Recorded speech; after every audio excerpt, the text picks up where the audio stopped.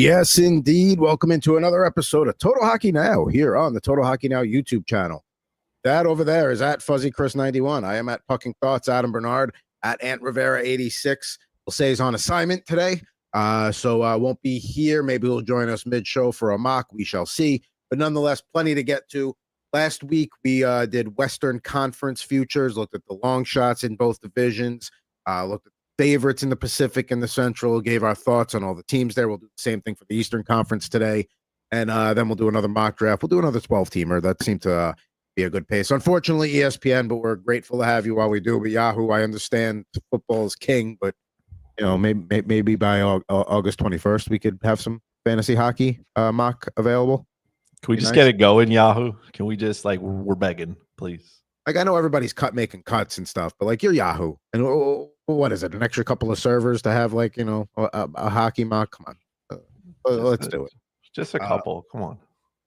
It doesn't have to be the full array. It doesn't even have to be every 5 minutes. You can make it pretend like it's an overnight train schedule where you reduce the frequency. You could do that. Nonetheless, happy to have you, ESPN Fantasy, before we bail ship on you. Also, very much looking forward to doing that. If you got any thoughts or anything, you can drop them in the chat, or you can email us, totalhockeynow@gmail.com, or at us at our various Twitter handles. I'm still buzzing off of 9 Inch Nails opening night of the U.S. leg of their tour, the Peel It Back tour. It was a very good show.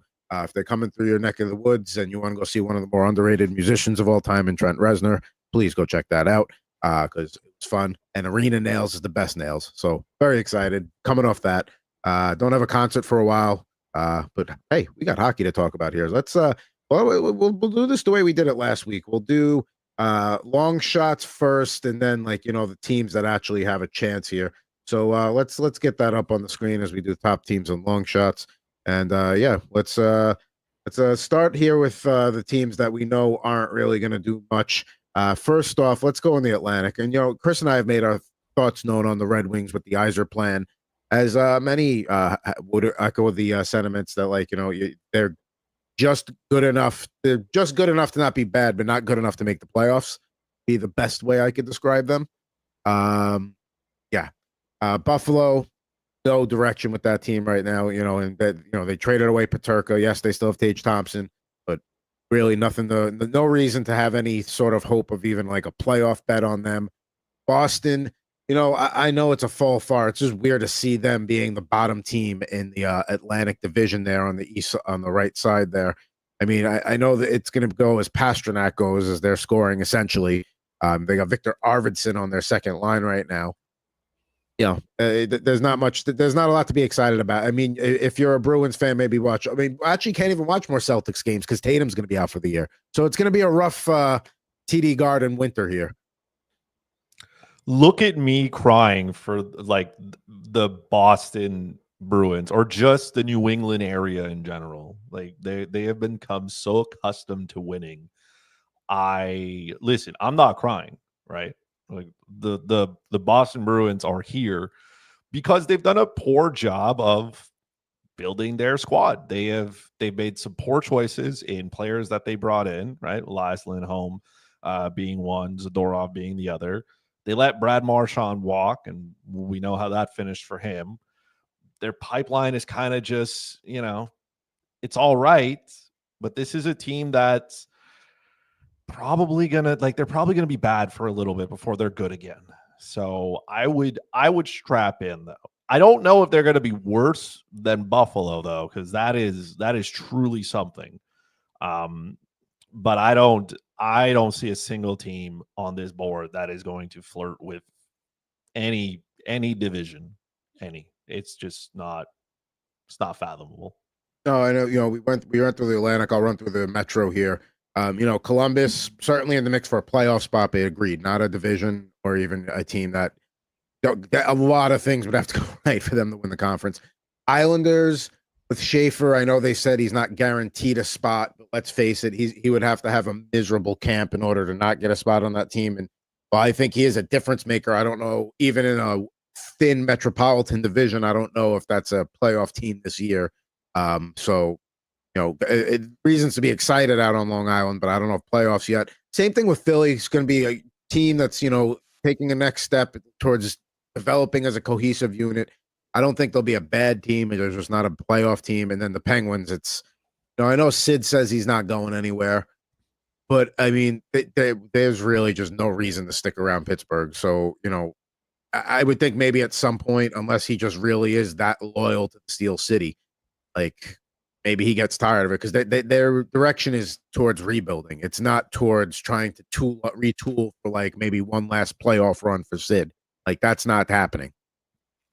I have a feeling he's going to decide what he wants to do, and Kyle Dubas and the gang are going to do whatever he decides. I mean, there was a point in time where the Pittsburgh Penguins were really, really bad, and Mario Lemieux was still there the year that Sidney Crosby joined the NHL, because that's how long he's been here. Which also, if you're listening to this today and live, happy birthday, Sid, who is now 38. I can't see him wearing another jersey. I can't see it. It is really hard to see that. But he is a fierce competitor, and there are players that are just built different, and they want to win, and they want to do whatever they can to win. And maybe he decides that he wants to go somewhere else and chase another Stanley Cup, which is well within his right to do. He has accomplished everything that you can accomplish as a hockey player. Like, what else does he have to do, right? Like, he could decide to not play hockey tomorrow, and there wouldn't be a single thing on his mantle that he hasn't achieved. So I guess it just comes down to what he wants to do, what his family wants to do. I don't know if he wants to just sit there and mentor the next wave of players coming in, but I don't see this being a very good year for the Pittsburgh Penguins. They are going to be really, really bad. Would you say worse than the East bad, like below Boston, below Buffalo? Because I feel like Sydney keeps them from that, but not by much. I feel like they have a legitimate chance of finishing last in the East. And I think that's what, if I'm Kyle Dubas, that's what I want to do. That's the team I want to put on paper.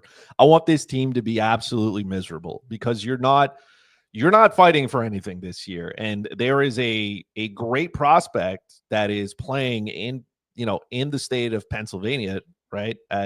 Where is he playing? Penn State. State.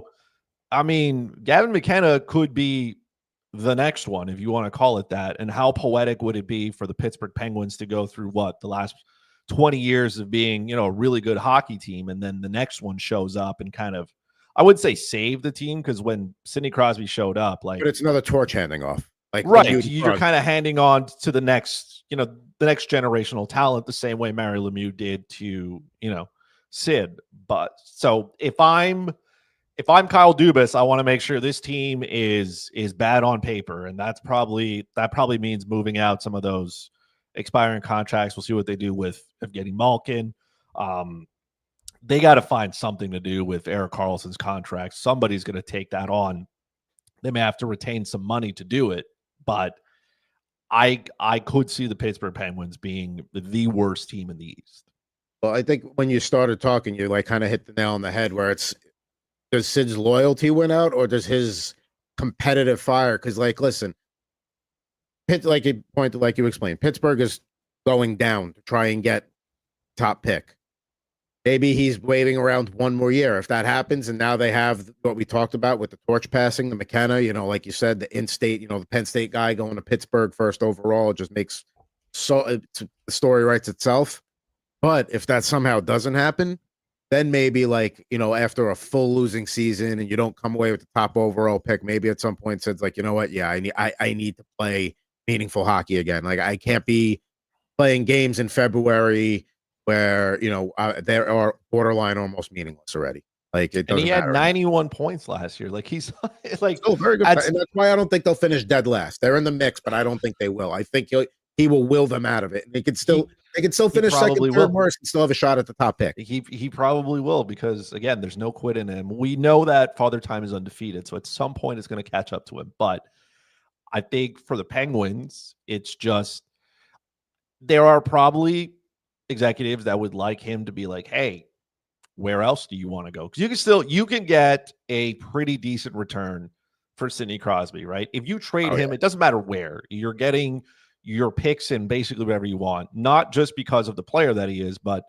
the crazy team-friendly deal that he still has, and the production that he can still give you, and he can go to another team, and even if he's the second line center, right? Like it truly doesn't matter. He is so good at so many things. And removing him from that Pittsburgh lineup would just it would decimate them completely. They would not be able to recover, which is perfect if you want to finish last. That's the way you do it. So I'm sure they're not going to tank intentionally because Sid's there, and that's not going to happen. But you're trying to put a team on the ice that is just miserable. It's miserable. The Penguins are an old team as well. Like that they can try to drag this out as much as they want, but they're going to have to rebuild or retool or use whatever fancy word you want to use at this point, and it's better to do it sooner rather than later. All right, so you said you got none of these teams in the mix of the division or conference. Columbus to make the playoffs, as I pull that up here. Looking at let's see. Yep, yes, plus 220. You consider that? I mean, Detroit, just to put it in perspective, it's not in alphabetical order on DraftKings, which is very annoying. Scroll down here. Yes, plus 260 for Detroit. The Islanders are plus 242. So I think it's like Columbus is a good team. I think with Dean Evason there, they demonstrated that they can score goals. The problem was their defensive game, especially on the road, because at home they were very good. They could not slow down. They were a juggernaut, and then they go on the road, and it's like it didn't work. It's also going to depend on Jet Greaves and how much he plays and what he can bring to the table. There are a lot of question marks with this team. I would say that to a certain extent, the Islanders have a better chance of making the playoffs than the Islanders do. The Islanders have a better chance of making the playoffs than the Blue Jackets do. The Islanders are built from the back end out. They are probably one of the most boring teams to watch on the ice. The product could cure. But you can win that way. Listen, enough. You can play a style of hockey that is boring, that is not very eventful. They have one of the better goalies in the NHL in Ilya Sorokin. That there's no question about it. I think Patrick Wong's going to figure it out. They go out. Yes, they moved Noah Dobson out. That's kind of unfortunate. But I do think that this defensive group is going to be okay. And the rest of that team and its structure is going to be manageable. And I think because of how bad the Metropolitan Division can be, that there's a spot for them to go out and do some damage, right?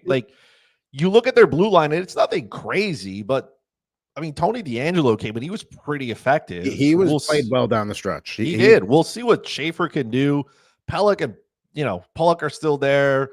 Romanov got his big deal. They're not crazy talented up front, but they have guys who can contribute. It's going to take a team effort from them. But they bring in a guy like Jonathan Drouin too, which that's not setting the world on fire, but he's kind of like a perfect Islanders type player, and how he contributes in ways he can. He's a good fit for the Islanders, as crazy as it is to say about anybody. A lot of close games for them. A lot of those 3-2, 3-1s kind of thing. They have to play that defense first kind of hockey. It's got to be by committee, and it's got to be relying on your goalie to get you, I don't know, keep it close kind of thing, right? You got to go into the second period, keep it close, and then try to gut out some of those wins. Where Columbus, the question marks are just, they're bigger, right? That's kind of the problem there. How good is Jet Greaves? And if they're not as dominant as they were at home this season, well, can they make up for that on the road? They have a higher ceiling but a lower floor, basically.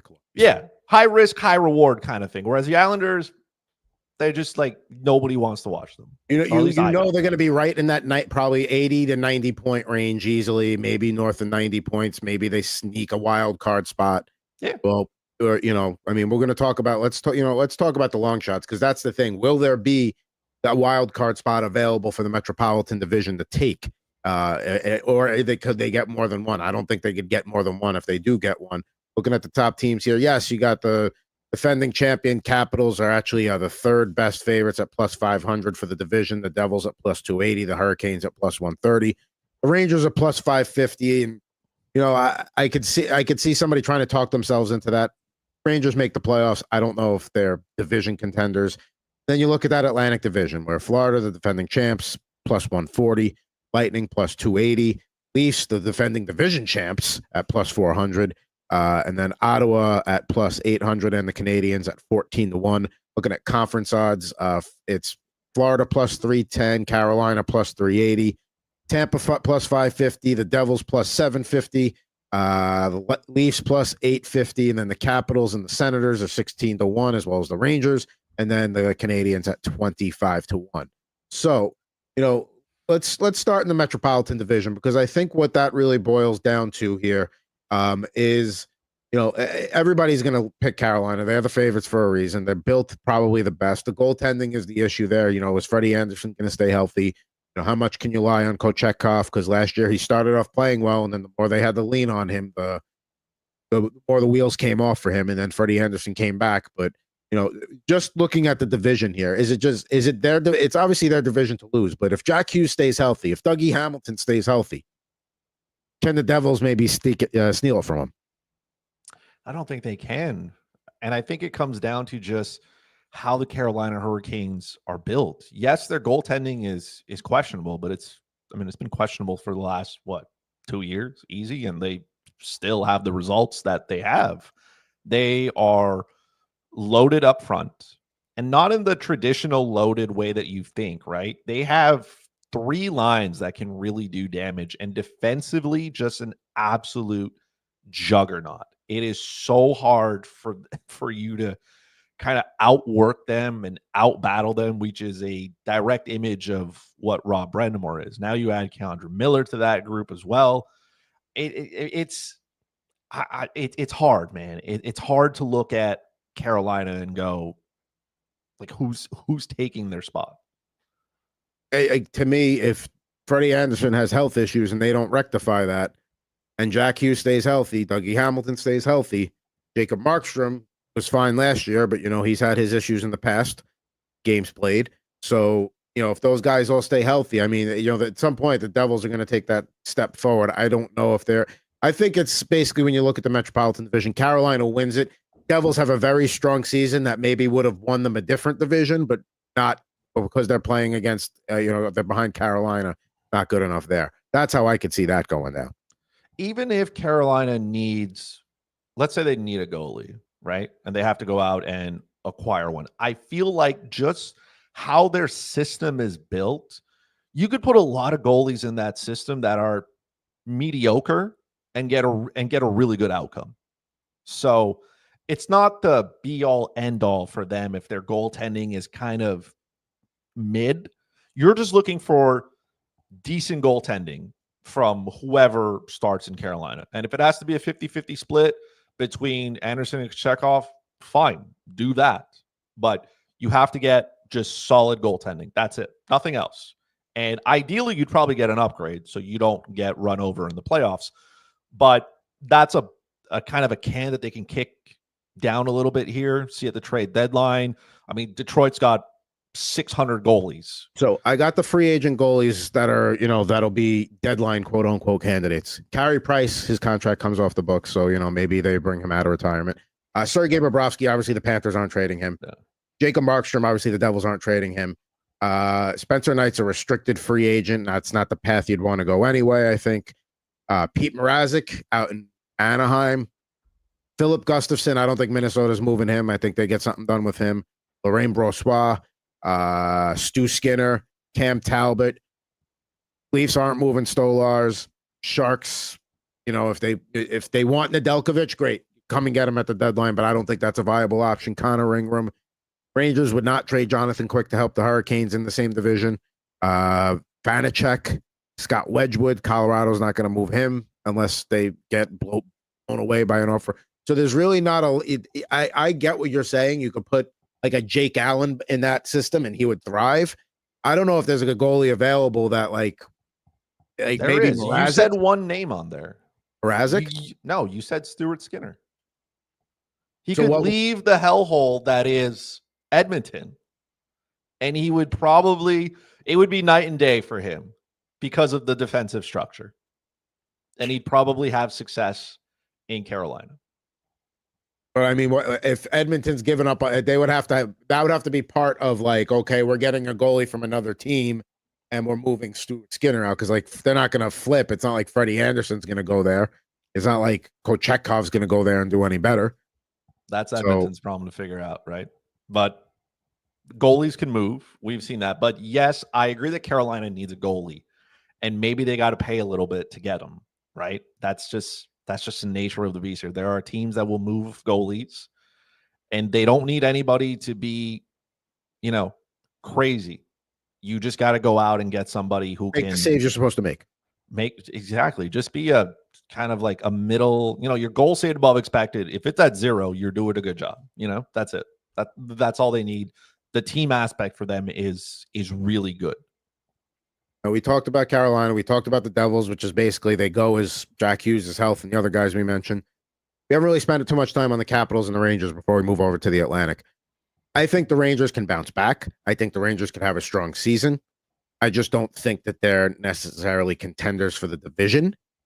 But, to make the playoffs, that's definitely something I consider. But now let's talk about the Capitals here because, like, people will be like, oh, you're disrespecting the team that won the division last year. It's like they had a lot of things riding for them last year that I don't think, like that Ovechkin momentum last year of him going for the goal record. Like, I don't care what anybody says. Like, I'm not saying he's going to fall off a cliff and like never score again. But there's something about chasing history like that and, coming back from a broken leg in 6 weeks to continue that pursuit. He doesn't have that there anymore. There's not that hunger to get his name on the cup that has eluded him all this time because he's had that. Not to say he wouldn't want to win one again. Probably one of the best Stanley Cup celebrations was the Capitals winning because it went on for like 5 consecutive days before anybody went to sleep. I mean, to me, that picture at the Nationals game of him in the box out in the outfield holding up the cup, that's like borderline iconic to me. There's a lot of things that went right for them last year. They have a good goaltending tandem, but like we talked about, I think it's more of an issue with just Carolina. It's just the way they built. It's not that the Capitals aren't a good team. It's not that they're not going to make the playoffs. It's just I don't think they're division contenders. I think they could win the division. If it's not Carolina, I think it comes down to the Capitals. This is a team that, yes, they exceeded expectations, but that core is basically the same. Like they're running it back, and they were very successful with the guys that they had there. And even if I don't expect Alex Ovechkin to score at the pace that he did, I still expect him to contribute. And I still expect that team to be, they were very good defensively as well. And that core is still there. And their goaltending split is still going to be there. There's a lot of things that they can replicate twice. And some guys, I feel like they've started to find a home, right? Kind of thing. And even for players like Tom Wilson is usually a guy who's out here getting suspended. And here he was being effective. Dylan Strome was really, really good. Pierre-Luc Dubois, we thought he died over in, LA. He found his home finally.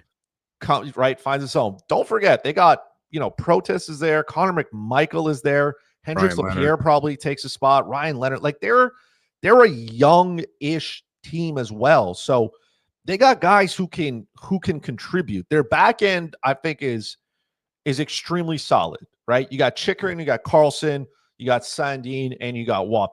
Those are 4 guys who can help you win hockey games, right? You have your offense; they're good defensively. Ferravari, Van Riemsdyk are still there. It's a solid 6, man, all around. There's no question about it. Solid 6. So if Carolina can't do it, then I do think the Capitals are the next up. I don't trust the Devils to be healthy. There's too many question marks there for me. They haven't done it. So the Capitals have demonstrated that they can be elite. Not just good, but elite. Now, the Rangers are minus 200 to make the playoffs, plus 160 to miss the playoffs. Is that something you would consider, or do you think, because, maybe we got to talk about the Atlantic here and whether there's going to be an available spot for the wild card from, because it sounds like, to me, like you've got the Hurricanes, Capitals, Devils locked in as your 1, 2, 3. in the Metro, which I would agree with. I think that's pretty well. I would probably go Devils 2, Capitals 3, but I think the top 3 teams in that division are set. The only reason, maybe we're discounting the Rangers too much, because if you look at those 4 teams, who has the best goaltender of all of them is the Rangers, which is Shesterkin. And last year, that's it. That was a lost season by Christmas. Just they got out of the gate okay, and then just they never recovered from everything we've talked about here on Total Hockey Now with the locker room and Drury and all that stuff. They're not going to have that hanging over their heads this year. It's a new page, clean page, new coach. Mike Sullivan's in town. I think that they're a bounce back candidate. I don't know if they crack those top 3, but I do think they're probably good enough to get one of those wild card spots, which means somebody from the Atlantic that made the playoffs last year isn't making the playoffs this year. So we know the Panthers are making the playoffs. Yeah, they're the easy choice to say, oh, they're going to win the Atlantic, but I almost think they're kind of in that Golden State Warriors mode where they realize, like, yeah, we just got to finish top 3. Don't get in that mix where you're in a wild card spot, or even try and make sure. Not to say they're not going to try to win the division, but like they don't care about winning the Atlantic. So that's one reason why I'd maybe caution against them, because they know how to win in the playoffs. They know how to turn it on when they need to turn it on. Bobrovsky's probably going to get rested a little bit more in the regular season. So you're going to be doing more Tarasov. I think, yes, they're still a very good team, but for that reason, I think I'd maybe back off of them for division favorites. So if they're not winning the division, who is? You're not going to like my answer, but I'm going back to back with the Leafs. I'm going back with Toronto. Listen, I know Marner's gone, but I like the way they played in the regular season last year, and they're going to have a chip on their shoulder. They're going to have to go out and prove that they can still put up the same points without Mitch Marner. And again, Florida is the best team in that division. I'm not saying that the Leafs are better than them, but what I'm saying is the Panthers understand that winning the President's Trophy or winning the division doesn't matter. It's better to just be playing good hockey going into March and April and having that playoff spot locked up. But I don't think they're going to go, unless they're in a position where they just need to hold people off, or they're like within striking distance. But like you saw where they finished last year, they were on the road in the first round to Tampa. So, and didn't phase them in the least. So to me, to win the division, that's not a team I'm picking. I agree that it's not great value, because at plus 140, you're not getting much, but they get a full year of Seth Jones on the back end. They get a full year of Brad Marchand on that third line, and the gang is basically the same. So I don't think Tampa Bay went out and got significantly better. I think they're there. They are the Tampa Bay Lightning, and they're going to do what they're going to do. And the Leafs did not get better. They regressed. On paper, they regressed. And that defense group is just not good. I don't care how you spin it or how you want to care about it. They played Ottawa, and Ottawa was a young team trying to figure it out kind of thing. And it was what it was. But to me, it's Florida's division. And I do think that they will care, because you don't want to have to play Tampa Bay or Toronto in the first round, even if you know you can beat them. Even if you want the path of least resistance, because at some point you're going to have to cross over, and you're going to have to play a team from the Metro, and then you're going to have to go to Stanley Cup final, and you're going to have to play a team from the West. So, and we saw the Florida Panthers in their first year that they went to the finals, when they got absolutely obliterated by Vegas, just the wear that it takes on your body. So you want to be able to get the easier opponent, if you will, settle that pretty quick, and then make sure your body is ready to go, especially with a couple of veterans that they have on that team now. I think, my thinking is the opposite of that, because they have a well-built squad. They know they can win on the road. They can do what they got to do. I think it's more important for them to feel a little fresher after 82 games than, all right, we got to give ourselves the easiest path as possible.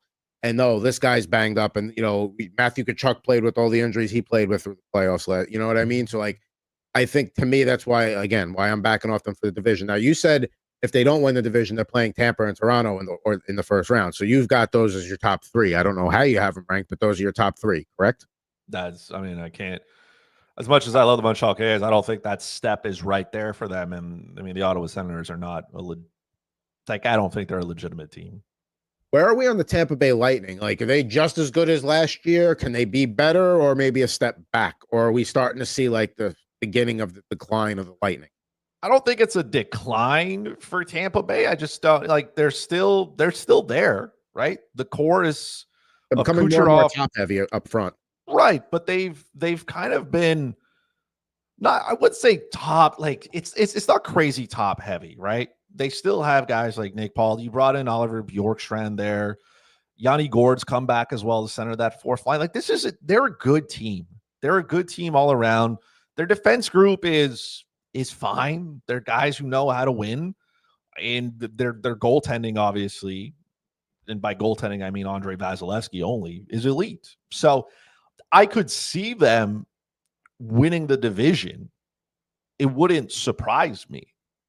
But again, it goes through the Florida Panthers. If the Florida Panthers suffer too many injuries and things aren't going well, and maybe it starts to catch up to them, having been to the finals now in 3 straight years. Maybe the body just starts to wear down more. I don't know, but I still think the Tampa Bay Lightning are a very good hockey team, and Julian Brisebois is going to do whatever he can to make this team relevant. The salary cap doesn't exist to them. First round picks don't exist to them. They're going to go out and do whatever they need to do to bolster that roster come trade deadline. All right. So we've talked about 3 of the 5 teams there. Ottawa, listen, I think they're still in the mix to make the playoffs for sure. But when to steal the division from one of the 3 teams we talked about, no. Win the conference, no. To make the playoffs is -200, no, +160. So same as the Rangers. So they've got them on a pretty much the same line. Now let's talk about your Canadians here. You don't have them in the mix to really win the division, or maybe or win the conference.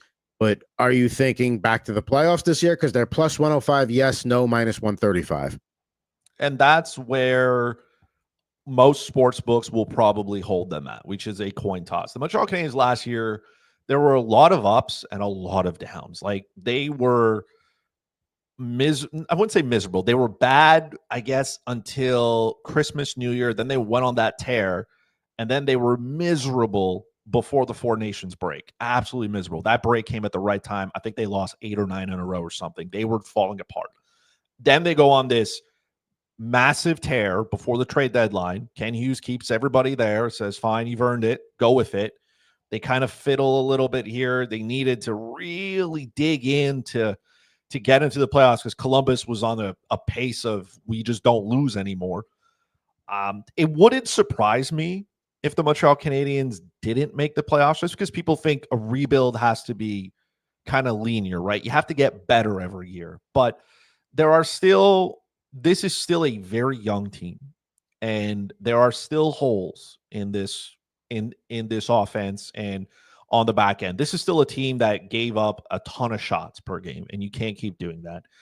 The expectation is probably that Samuel Montembeault is going to play way too many hockey games, which I think he should play less. We've talked about this nonstop, and I don't think they're going there yet. The defense group is still young. Bringing in Noah Dobson helps that. And now you get a full year of Ivan Demidov in the NHL. So there are lots of things. There are lots of positives there. And I could see why some folks would be like, hey, they can do this again. I am of the belief that they can, obviously, because I think that they're getting there. You want to see less of those ups and downs. You want it to be not as roller coaster. You know what I mean? Like, even if you don't win 8 in a row, just don't lose 8 in a row. You know what I mean? Don't have that kind of peak and valley thing. Now, the mock draft link is in the chat if you want to get signed up for that. I've already picked spot 11 right there. Now, based on everything you're saying, it sounds like you have Montreal back for the playoffs, which would mean either Ottawa's out or the Rangers are out. So you have Ottawa out. So between those two, you think the Rangers bounce back, Ottawa takes a step back.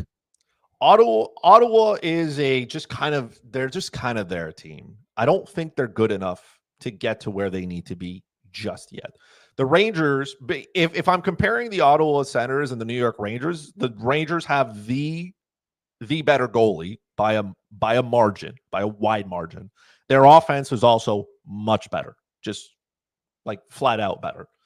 Their defense is the questionable part here, right? Because there are some guys on the back end that you're like, what am I going to get out of them, right? What am I going to get out of the Carson Soucies and whatnot? Does this liberate Adam Fox to be a much better defenseman now that he's not handcuffed? Shackled. Yeah, handcuffed to Lindgren and stuff. There's a couple of question marks on the blue line, but I think they can figure it out. And I don't think Ottawa is there just yet. I don't. That Fox Gavrikov blue line is going to log heavy.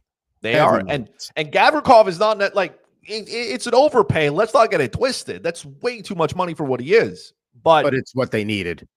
It's probably what they needed. Yeah, and he's going to come out and he's going to be great defensively. And you said it best. They're going to log probably 25, 26 minutes a night, which is what you need. So I think they'll be just fine. I think they have so many good pieces there that the Ottawa Senators don't have. That's to me. I mean, between those two, and I know like people be like, "Oh, you're a Ranger fan, whatever," but no, like between those two, I could see I think the Rangers are back in the playoffs this year. I don't know what they do, but I think there's a lot of positive changes there. Gabe Perreault is probably going to play for the full season there. Bika looks like he's going to be on the wing, at least for now. He played better there certain stretches. There's a lot to sort out with that team. Like, you also get a full year of JT Miller, right? Yes. Like those are those things. Like those are those players you bring in to lead. I don't think the Rangers will suffer the collapse with the leadership group that they have in there. There's some guys that have been moved out, yes, but there's also some guys that have come in.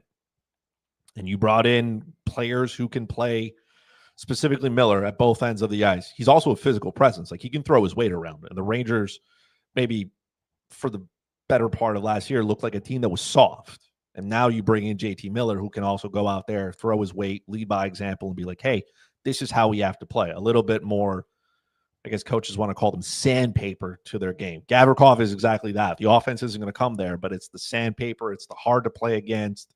It's the eating up the minutes. And then you just need Igor to be elite, right? You paid him like he is B1.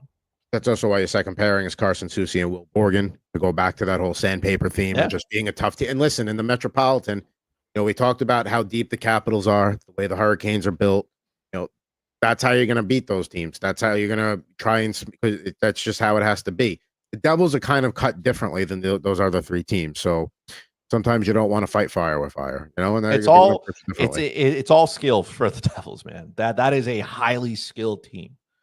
And we'll see if that skill can keep up. I believe they're a playoff team. What they do when they get there, though, figure it out kind of thing. But they certainly have an abundance of skill in their lineup. And don't get me wrong, like Ottawa's built well. They're going to be a tough team. They're going to be in the mix, I think, all year round. Fabian Zetterlund for a full season, is that something to write home about? No, but watching the way he played with the Sharks, that's a nice addition to them. That's like an unheralded guy that's going to do the things that don't show up on the score sheet, but that absolutely help. Bringing in a guy like Lars Eller to increase your depth. He's still a rock solid, bottom line center. Yeah, there's just, it's similar to what we talked about with the Blue Jackets and the Islanders. I think the Rangers have a higher ceiling, whereas Ottawa is maybe a little more steady. But I would lean Rangers there between those two teams to get that last playoff spot. So here we go. Here for me. That makes all the sense. I want to hear, like, I want Ottawa fans to try to explain it to me, like, because it doesn't make sense. Listen, Linus Ullmark is good, but he's going to be playing a little bit more this year, so we'll see how he handles the heavier work. I'm old enough to remember when projections had him winning, like his over-under win total was at 39.5, and I was like, that's not today. Not today. Can't wait for props to come out. That'll be fun once those are available. Make some nice green out of some of those mismatch numbers.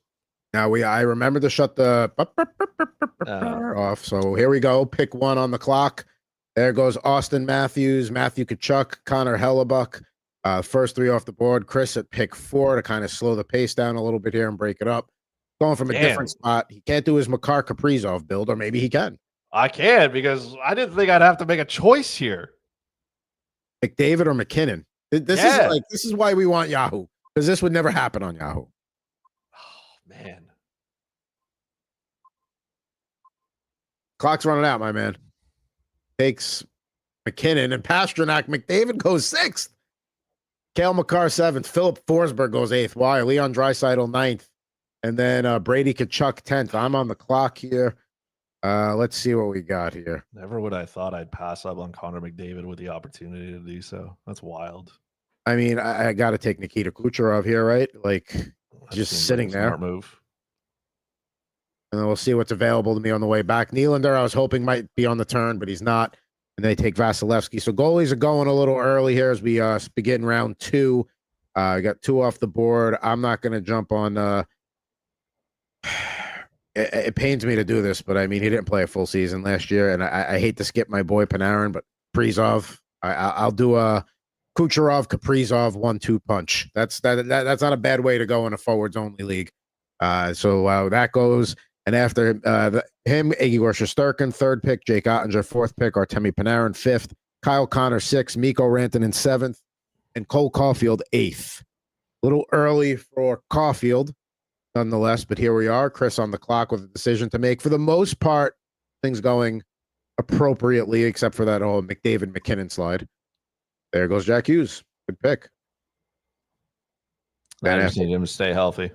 Macklin Celebrini goes 10th, Gustafson 11th, and then Ovechkin closes out round 2. Roman Josi, Steven Stamkos, and Jake Gensel open up the 3rd round with Chris back on the clock here.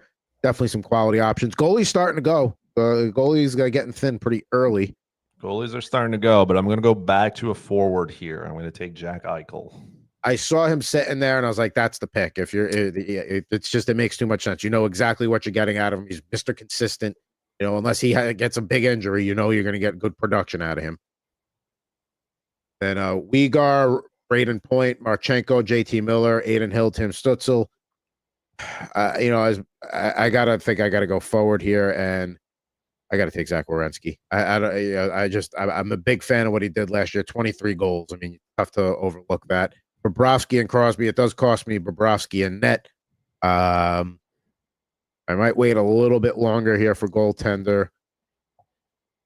You know, I'm looking at the forward options. I could take a Sam Reinhart, get a piece of that Panthers up front. But you know what? I'm going to double dip on the defenseman here, and I'm going to go Evan Bouchard, and I'm going to have my cornerstone defense be Werenski and Bouchard. That's pretty good. It's taking one out of my playbook there.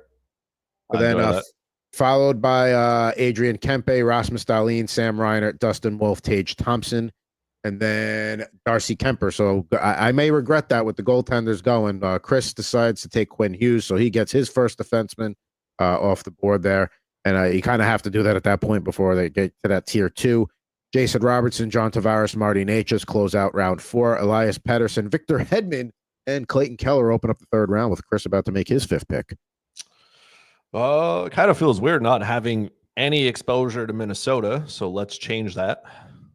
Good old Matt Boldy. Nothing wrong with that. Round 5, pick 4. Matt Coronado, a little early for him. Back-to-back Flames there with Nazem Kadri, Adam Fantilli, Dylan Gunther, Wyatt Johnson, Dylan Larkin, and I am on the clock. You know, I'm going to wait one. I'm going to go goalie next pick, but, you know, Mitch Marner, I want a piece of that Vegas top 6. So, yeah, I'm very happy with that. I got Kucherov, Kaprizov, Marner, Werenski, Bouchard. I'm very happy with the way my team's going. Alex DeBrincat closes out the 5th round. Vinny Trocheck opens round 6. I mean, yes, it's tempting to look at a guy like Brandon Hagel or Mark Scheifele or Jesper Bratt, but I can't wait anymore on goaltender.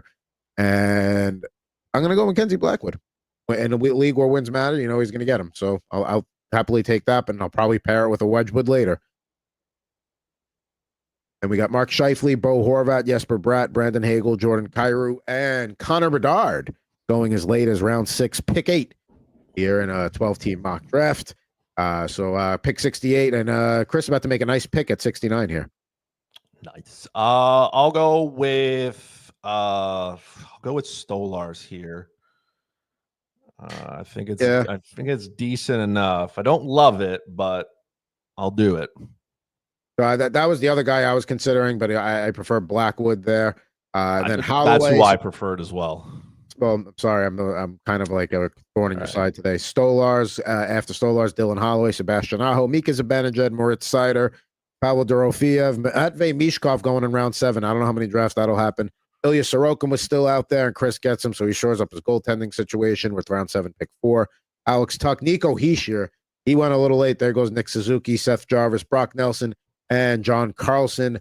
Brings us to pick 83 and me. Let's see what we got here. Kevin Fiala, a little underwhelming for me last year. I got to look at the goalies here because getting my goalie situation short up would be nice. But I'm going to wait a little bit longer. I want to go forward here. And I'm going to take Sasha Barkov. I get a piece of that Panthers top 6. Why not, right? There goes Fiala, Lucas Raymond, and now back with me on the clock.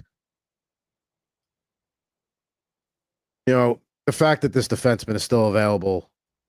Here we are at pick 86.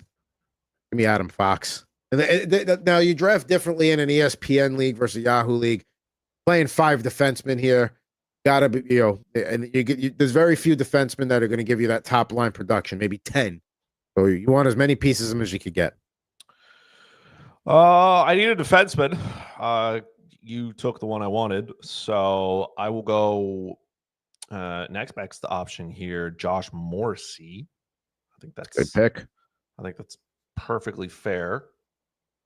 All right. So after I took Fox, Joey Decourt, Frank Vetrano, Travis Konechny, Logan Cooley, Logan Thompson, back-to-back Logans, Joel Eriksson Ek, Josh Morrissey, I guess Chris mentioned, round 8, pick 9, Ricard Raquel, Jordan Binnington, Timo Meyer wrap up round 8. Opening round 9 is Alex Laferriere, Jake Sanderson, Jackson Lacombe, JJ Paterka, good pick by Chris there, round 9, pick 4. Carter Verhaeghe, Rupe Hintz, Samuel Montembeau, Mikhail Sergachev, and Jonathan Marchessault get you through pick 106. And now I am at pick 107 on the clock here.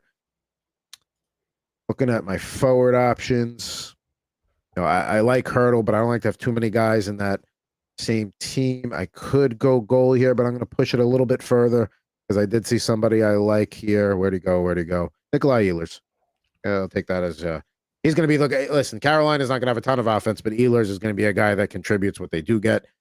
Chris Kreider and Erik Karlsson. I'm kind of glad I'm drafting around this auto pick team here because they suck. They're leaving me everything I want. Let's go back to goalies here. I could go Thatcher Demko. I could go Saros because I got a guy that's going to get a lot of wins. Saros would maybe bounce out Blackwood, but score. Give me Jacob Markstrom. So that opens up. So we got Carlson opening up round 10, then Markstrom, Anders Lee, Drake Batherson, Mike Matheson, Tomas Hurdle, UC Saros, Brian Rust. Fuzzy Chris back on the clock here. Round 11, pick 11. I'm going to start with the defenseman to have in Dallas, which is Thomas Harley. In case some people get confused. And we'll see his ADP start going up real soon. He's not going to be a guy you're getting in the 10th round in most drafts. No, he's not. He's probably the top of the second tier of defensemen. I expect this defenseman as well, his ADP to also start going up here. I don't know how he's all the way back here. I understand if you're in a league where goals are more important, makes sense, but I'm not letting Lane Hudson and his 60 some odd assists go. So no, his ADP will go up because there's no way he's going to be going past probably the 7th, 8th rounds, especially in leagues where defensemen are at a premium. I will make my pick here at 131 and then recap everybody since that pick with Lane Hudson. Let's see here. I could go another defenseman. I could go another forward. You know what? Sometimes you just want to get exposure to certain, give me Matthew Nyes. Let me get on that Toronto top line there. So there we go. There goes Zach Heim. So after him goes Brad Marchand and Owen Tippett. So I'm going to go defense here. It's just a matter of what I'm going to take. And maybe I'm not going to go defenseman here. Maybe I'm going to wait a little bit. Give me Robert Thomas. Boom. He racks up assists and gets points that way. In round 12, why not? Pick 130, whatever it was. So just to recap, since that Lane Hudson pick, Tom Wilson, Rasmus Anderson, Zach Hyman, Thatcher Demko, Tyler Toffoli, Jared McCann, Matthew Nyes. I got it round 11, pick 11. Brad Marchand, round 11, pick 12. Opening the 12th round, Owen Tippett, Robert Thomas, then Mason Marchment, Andrei Svechnikov, Charlie McAvoy. Can't believe he's going that far down. Brock Faber, Chris Letang, and then Gabe Velarde. And then Chris takes Mason McTavish, round 12, pick 9. Neil Pionk and Dmitry Voronikov wrap up round 12, and Jacob Chikrin round 12. Stu Skinner and Seth Jones open up round 13. There goes Brock Besser. That's a good value pick in round 13 with Chris on the clock for pick 148. Take one out of your playbook now. We'll go with William Eklund. Getting one of my Sharks, one of my guys, then Darnell Nurse, Sam Bennett, Marco Rossi, Colton Parayko, Brian O'Reilly, Fabian Zetterlund, former Shark, and I'm on the clock here. So it's been a while since I've taken a defenseman. I think I got to go in that direction. I mean, I'm concerned about his health, but when the guy plays, he produces. Give me Dougie Hamilton. We're already, in the 13th round, up at pick 158. Miro Heiskanen goes after him, and then Jonathan Huberdeau. I'm back on the clock here. There's a guy I want at defense, but I think I could wait for him to get back to me. There's really no, you know what? Give me Will Smith. It's a little, at this point, you got to start going for the guys you want. We're in round 14. And I like the way he looked as a rookie. I think he'll have a strong second season there. The Sharks. I mean, we talked about the Islanders a little bit earlier, and whatever they're going to offer, but someone's got to score a goal. So I'll take Barzell here. And then Evander Kane, Barrett Hayton, Kyle Palmieri, another Islander, Lucas Dostal, then Zach Bolduc, Morgan Riley, and Chris back on the clock here. I need a defenseman. I'm going to go back to the pool in Vegas. I did this in one of the mock drafts earlier, and I felt good about it. So I'm going to take Noah Hannafin here. For a depth, you get a guy that's going to play fourth, fifth defenseman. I love that. Gustav Forsling, Jake Wallman, Matthew Olivier, Pierre-Luc Dubois, Jake DeBrusque, and then Matt Duchesne go. All right. There's a guy I think I've gotten in every draft, and I'm going to keep doing it as long as he's there for me, especially this late. Give me Devin Taves as my fifth defenseman. There goes Dylan Cousins and Nick Schmaltz. And then, my Chris's adopted team in the Central is the Minnesota Wild. Mine is the St. Louis Blues for this season. And give me a little share of that top line with Pavel Buchnevich, Drew Doughty, Brady Shea, Linus Olmark, Kiefer Sherwood, as we are in the middle of round 16, Keandre Miller. His ADP will probably go up soon. There goes Braden Shen. Speaking of Blues, with Chris on the clock here at pick 189, 16th round. I'm gonna take a goalie here. I need a third one. We talked about Columbus earlier and whatever they're gonna give us, but it's gonna lie on the shoulders of Jet Greaves. So we'll start there. So Chris gets him at 16-9. Then goes Sean Dursey, Anthony Cirelli, Eli Tolvanen, Elias Lindholm, Jacob Trouba, and Kent Johnson all go. Chris back on the clock here with his 17th pick. I have one former rookie of the year on my team. I will have the next rookie of the year on my team as well. We're getting to that point in the draft. So there we go. He's got Demidov. Another guy. That's a guy who's been getting in every draft, and he's another one whose ADP will start going up. Tristan Jarry, Elvis Merzlikins, Aiden Gould, Ryan Donato, Adam Larson, and Ryan Nugent-Hopkins. So I get sniped because that's who I was taking on the turn. Or when it got back to me, alas, that did not happen.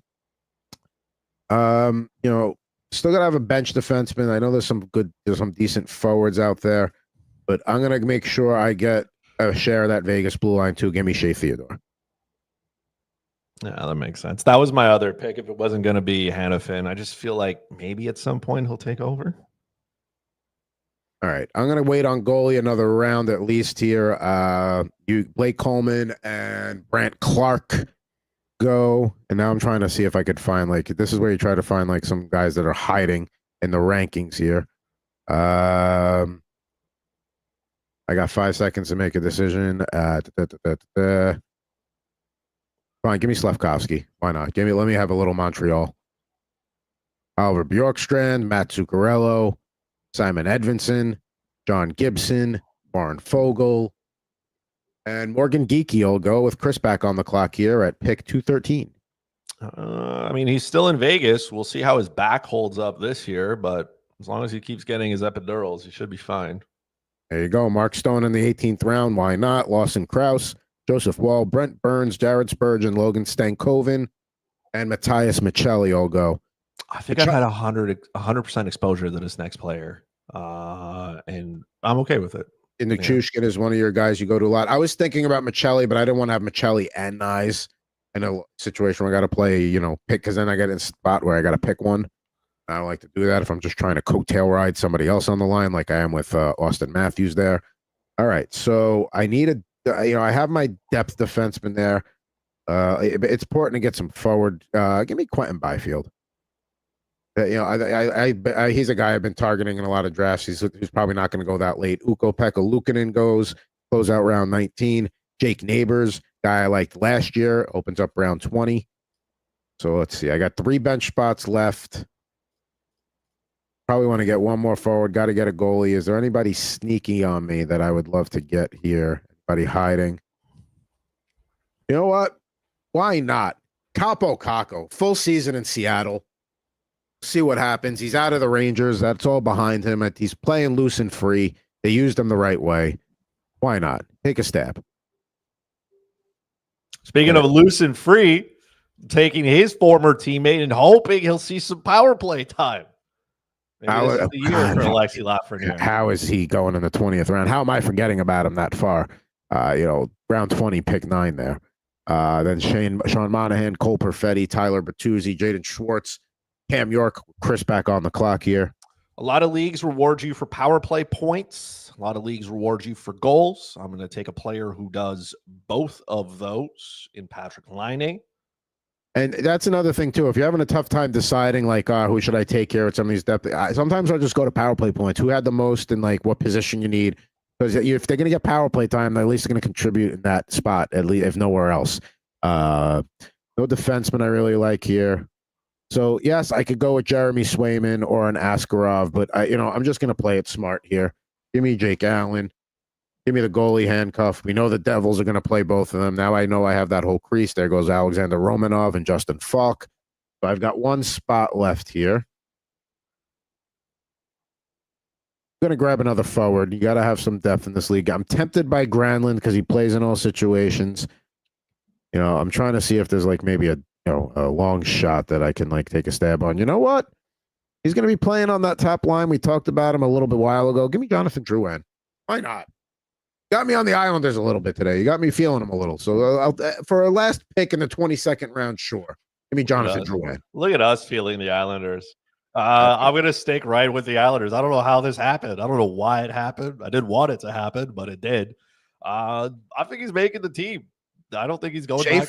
I don't think he's going back to college, and I don't see anybody else quarterbacking that.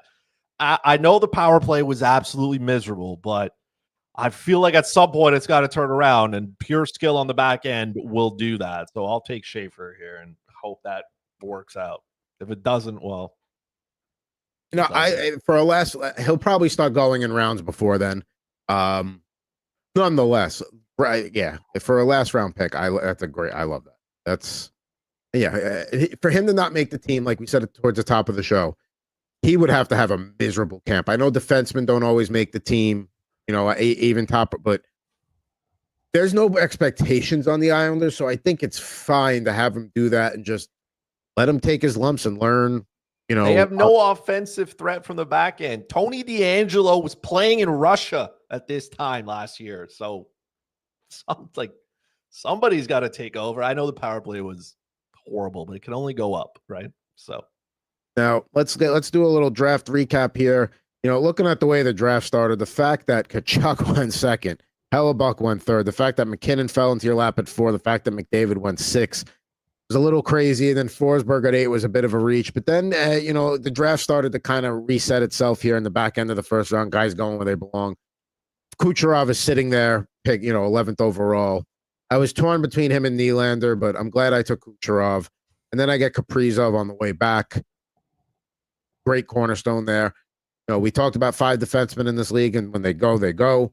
So the fact that I go Werenski and then get Bouchard coming on the next turn there, great. Marner, Blackwood, Barkov. I'm just building my team steadily. Adam Fox still sitting there. Sorry to snipe Chris because I know he was going to grab him there, later in the round when he took Josh Morrissey. And had I not taken him, he probably would have gotten him because no other defensemen were taken. And then I got Ehlers there in the 9th round. I think that's an appropriate spot for him. I think before that might be a little bit of a reach. You'll probably see people trying to get him earlier on draft. So if you really want him, pay the price. But, in those 8th, 9th, 10th rounds, 7th is probably a reach, but 8, 9, 10 is fine for Ehlers. Got my second goalie with Markstrom there in the 10th round. And then, of course, I backed it up in my penultimate pick with Jake Allen. That's a that was our top handcuff. If you're going to handcuff your goalies, you get Markstrom. Yeah, I got to get Allen. Gotta. Guys, Robert Thomas. At this point, you're getting your lower forwards that are still starting there. Your 6th, 7th, 8th forwards. Dougie Hamilton, like I spoke about when I made the pick. If he stays healthy, great. But that's always a concern. Devin Taves is a guy I'm trying to get in every draft. If he's around in the 15th round, what are you doing? Got to take him. Then Buchnevich, Theodore, Slavkovsky. Probably the only pick I didn't love. Kind of clock ran out on me. I don't mind it. Guys that went after that, I could have maybe grabbed the Troy Terry, Patrick Kane. I'm actually okay with it. There's really nobody I missed out on, so I'm fine with Slav. And then, there's, like we said, the back part of the draft is where you take your shots. This is where you try and get the guys that maybe are a little more, not to say boom or bust, but they have a high ceiling, like a Capo Caco, full season in Seattle. Ranger stuff is behind him. Jonathan Drouin, we talked about being a nice fit for the Islanders. Is he a guy going to lean on heavily? No, but on a night where the Islanders are one of 4 teams playing, I don't mind having that in my lineup. No, you put together a very, very solid team. Very solid, you've been doing your homework. I like that. I'm starting to itch for actual positions, though. That's where that's where the strategy and stuff comes in with the centers, left wings, and right wings. But don't have that option available to us yet. But hey, there are plenty of people that play forward defense. So these mocks are all for you, and we hope you help. Now let's take a look at Chris's team here. Slide it back down. Take us through your draft with McKinnon falling into your lap at pick 4.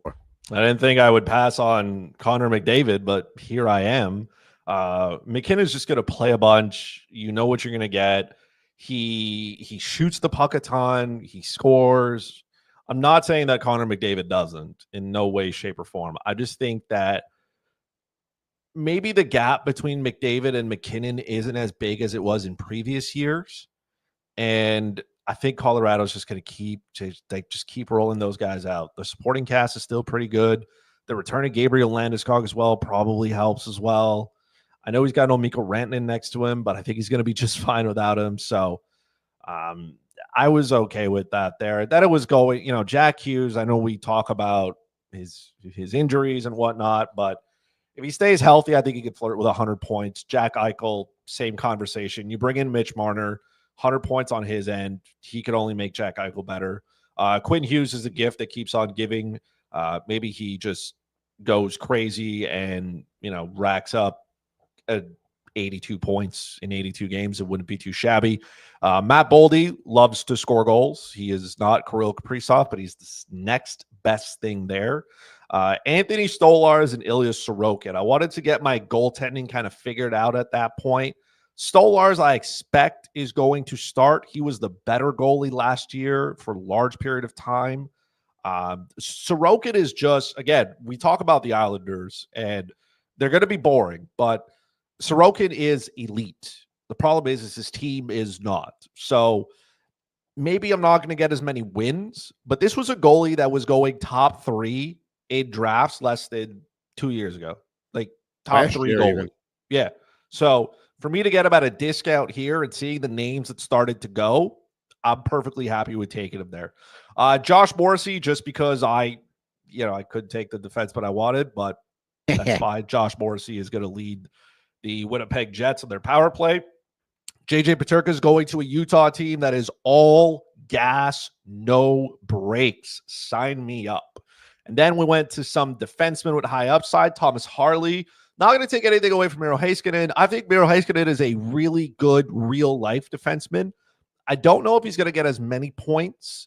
I need Thomas Harley to be on that top unit, though. That's what I need from him. And I think with his play at the Four Nations and how he played like down the stretch without Heiskanen, there is some upside to his game there. So I'm comfortable with him there. Lane Hudson, no explanation needed. You know exactly why Lane Hudson is there. I can't believe 60 assists. He's not going to be in round 11. 60 assists in the 11th round of a 12-teamer. That's absolutely comical. Mason McTavish, I know he's unsigned yet. My hope is that he's out of Anaheim, that there's an offer sheet or a trade or something happens, get him out of Anaheim. And I think that'll be just fine. William Eklund, I expect him to play on the Sharks top line. I would like him to play next to Celebrini. That would be fun. That's where I want him to be. It kind of brings his value up. The same thing with Barzell. I want him to play on the top line with Horvat. That would be ideal. I want these guys to see elevated minutes, top power play unit kind of things, even though they play on bad teams. If they're there, good things are probably going to happen. So I'm fine with it. Noah Hannafin, again, Vegas is going to be good. I just need him to be on that top unit. That would be fantastic if he could be there. Jet Greaves, again, I don't know what we're going to get out of Columbus, but the quicker they start him and let him run, the better it's probably going to be. Ivan Demidov is elite. You'll find out if you don't know. Mark Stone, a guy who's going to play in the top 6, right? He's not the focal point anymore of the offense. Maybe he's more of a contributor. Maybe he's a secondary guy. But I think on such a good team like this, he could flirt with 70 points, health being the most important thing for him. Valery Nichushkin, the same thing. Mikko Rantanen is not there. They didn't necessarily go out and acquire like a high-end winger to play there. Yes, Gabriel Landeskog comes back, but what? He hasn't played meaningful hockey in so long. It was so great to see him come back and play the way he did. But Valery Nichushkin has a spot on Colorado's top power play unit, which is what I'm trying to target. I get that exposure at cheap. Alexis Lafreniere one day will be on the Rangers' top power play unit. Maybe I'm delusional. Maybe it's this year. Patrick Laine, I know some people want to criticize him, but all he does is clap bombs from his office. I don't care if it's the top unit, the second unit. He's going to go through his torrid just scoring crazy goals at a crazy pace, and then he's going to get real cold at some point. But I think he can score 30 goals this season. Health being the number one thing. I really do. And then Schaefer, we're just going to find out what the Islanders want to do with him. He's the opportunity is there for him to take. I would let him run. I know it's tough for defensemen in the NHL because it's not about offense for these guys. They got to play well in their own zone. But you can shelter him. He doesn't have to be the guy who goes out there and plays 25 minutes a night. Make his life simple. He's a kid. He's got skill. Give him the easy power play minutes. Let him go out there, have some fun. I just hope Patrick Waugh doesn't kind of like the John Tortorella effect. I hope he doesn't saddle him down too much. Just I think let him go out there and play. I think they're going to shelter him. Like you said, right now he's projected to be on the third pairing, which is I think a perfect place to put him. So that way you can just cherry pick the moment you put him out there. You got the offensive zone draw. He runs the power play. You're not going to put him on the penalty kill. You have plenty of guys that can do that. So yeah, if you play him the right way, that's a strong late round pick. Now, one of the ones I was looking at here when you're looking at some of the later round auto picks, Taylor Hall, who's going to be on the second line in Carolina. Again, not a ton of offense, but Hall is a trigger man. He's a guy they're going to feed the puck to shoot. So for a late round pick, I really like that. I loved your Lafreniere pick there. I really hope that's a huge value pick for you, and that's not a by week 13 you're like, I guess I'm cutting him kind of situation. Just a little bit of power play time. If anything, let him run on that top line. There is space for him to operate. There's a spot on that top power play unit with his name on it because I'm assuming the Rangers are going to run 4 forwards. My hope is that they stop running Zibanejad out there and they finally get somebody else, which is Alexis Lafreniere. So once they commit to that, then I think it'll be smooth sailing. But so looking at still waiting. The projected power play unit for the Rangers, PP1 would be Miller centering Lafreniere, Panarin with Zibanejad and Fox on the points. That would be their top check on the top unit. Okay, he would be the second unit with Cooley, Brodzinski, Gabe Perreault, and Braden Schneider. Oh, you see, swap Zibanejad with Trocheck. First of all, I think you should have 2 center. Are they both lefty? Is that maybe why? I don't know, but I would have Trocheck's got to be on that first unit at least to take the face off. maybe you're going for more of a balanced approach there. JT Miller obviously can, win draws too, but but I hear what you're saying. if he gets thrown out, now you got to throw Mika back in there, and I think the Rangers are going to commit to playing Zibanejad on the wing at some point. You saw him at at the World Championship? Was it the World Championships? Was it the Four Nations where he was playing the wing? And he was playing the wing with the Rangers for a little bit, and it was like, whoa, because that was right after he was in his funk, and that kind of got him out of it. That's right, and that started to get him. Listen, it's hard to be a centerman just in general on like a Monday night at 10 p.m. So imagine in the NHL, there's so many defensive responsibilities as a center. Not to say a winger you don't have as many, but there's less things you got to worry about.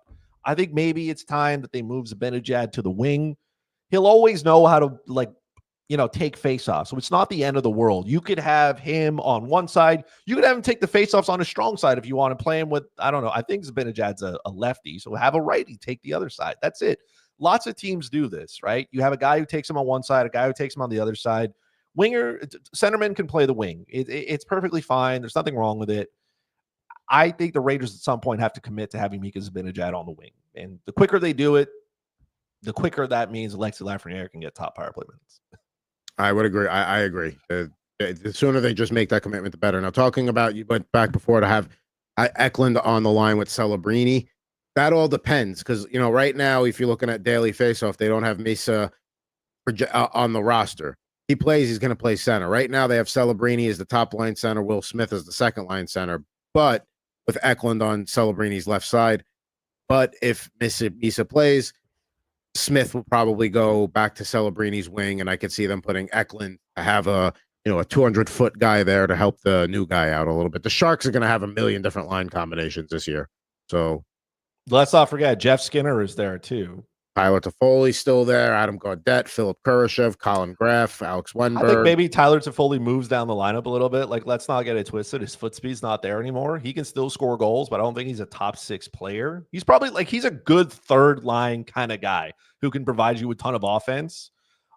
Jeff Skinner, I don't know why it didn't work in Edmonton. I don't know why Edmonton decided they didn't want to give him a shot because he's a good skater.